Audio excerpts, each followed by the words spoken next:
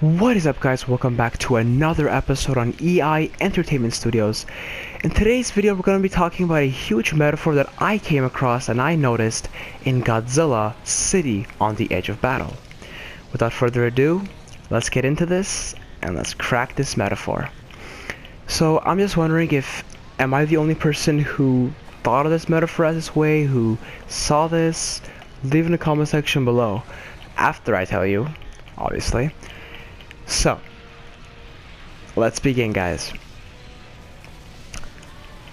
This metaphor is connected to Godzilla, all the living creatures on Earth, including the Seraphim, and the Nano Metal. The Nano Metal, that's a better way. I think I messed up on the first time I said it. Okay. Anyways, so let's begin with the first part, and this is the part of the Serum, or anything that lives on Earth. So on the beginning of the film, we learn that anything that lives on Earth is actually a descendant or genetically connected to Godzilla. So they're pretty much all connected to how Godzilla is. They all have Godzilla's DNA in them. Everything plant-based. Everything is plant-based in this film. And everything is genetically connected to Godzilla, including the Serums, including the trees and so on and so forth. What other creatures that we might see in the third sequel. Anyways, you get the point. Everything that lives on Earth is based off of Godzilla, meaning the Serums are also. Now, that's one part, right, to this metaphor. Now keep that part in mind, okay? Keep that in mind. Let's move to the second part, the Serum. What does the Serum have to do with this metaphor? Well, it's still in the beginning, but it's going towards the middle, kind of. The, Minya? I forgot the twins' names. I'm really sorry. The identical twins, the tribe girls, they have a substance called nanometal.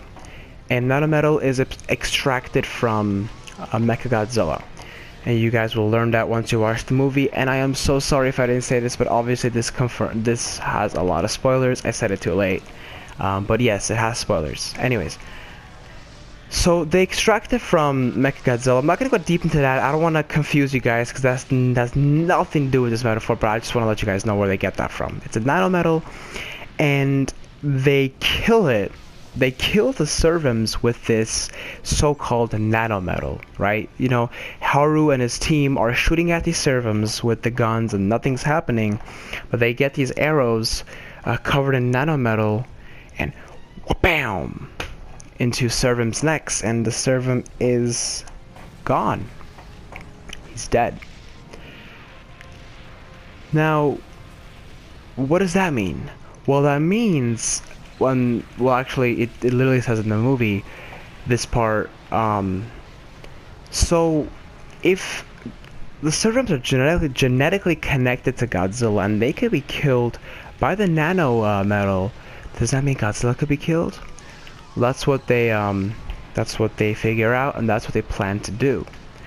So, okay, but what is the metaphor behind that? Well, you see, the Serums actually, when they die, they become nanometal. They form nanometal on their bodies. But aren't Serums the same thing as Godzilla? If something has the same DNA as the other thing, even though it doesn't look the same, it's the same creature. We get this in... There's a reason I'm using Biollante, because as I'm making a connection together. Yeah, thank you, I'm a genius. We get this reference in Godzilla vs. Biollante, because Biollante actually has the same DNA, the same G cells as Godzilla, because in 1984's Godzilla cells extracted into Biollante, the scientist, I forgot his name, Dr. Sears, no, it's not Serizawa, it's something else, I forgot, says it's the same creature. They don't look the same, but it's the same creature. And here's the same case with the Seraphim and Godzilla. Now, if the Seraphim itself is Godzilla, and the Serum itself, when it dies, it gives a path to destroy its own self. What is that? What does that even mean? What does that even mean? Now you see, Godzilla in this movie is portrayed as a godlike character. They treat him like a godlike character, as in he is immortal. He is nothing. Like, nothing could kill him. Nothing could kill him. Nothing could be done. Now, I want you to listen carefully to this metaphor, because this metaphor isn't based off of Godzilla. It's the lesson that we get from Godzilla. Godzilla is only an obstacle to humanity in this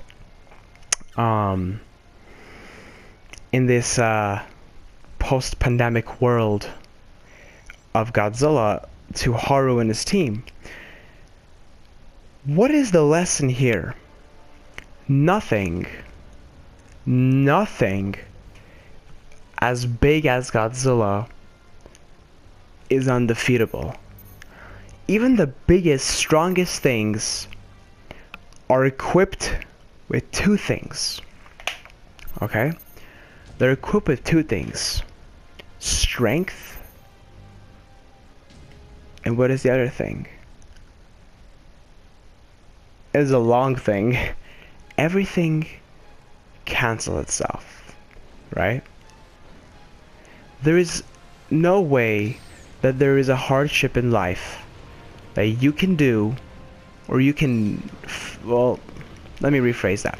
There is no hardship in life that you can face that you can definitely cancel it or get rid of it by itself. As in, for example, let's see, can I give a good example to make this more clear? Let's see. This is gonna be a little weird one, but I think this kind of does make sense. Let's, for example, give a plant, okay? A plant. A regular plant. And I'm not a plant master, so don't quote me on this, but I think usually plants who are grown right next to each other fight for soil, fight for area, and end up killing each other. And I don't know if there's any plants that are okay, I don't know. But I know, as like a general information, plants do that. Now, if plants were put away from each other, they definitely thrive, and potentially becoming invasive, right? From in a safe distance from each other, being an invasive plant. What if they were put right next to each other and made to compete, and end up ending that invasive species and just killing each other off? What I'm trying to say is, not everything comes to an end. Everything can either break itself or make itself. So at the end of the day, the meaning is, no, humanity can take this challenge and defeat Godzilla with its own self if they find out how to do it. Just how I said with that plant. Well, this plant is growing for good distances. It's growing. It's invasive. It's too much. Put them next to each other and they'll kill each other. Hopefully I made sense. I think I did. Let me know if you got it, but that's pretty much it for this metaphor, or hidden message, or whatever you want to call it. But let me know if you enjoyed this ideology, this philosophy, as you want to say. Let me know if you enjoyed it. Leave in the comment section below, and I will try to go and see if I can find any more metaphors in this. But for now, that's it. Thank you so much for watching. It's been a pleasure making a video for y'all. Thank you, and have a great day.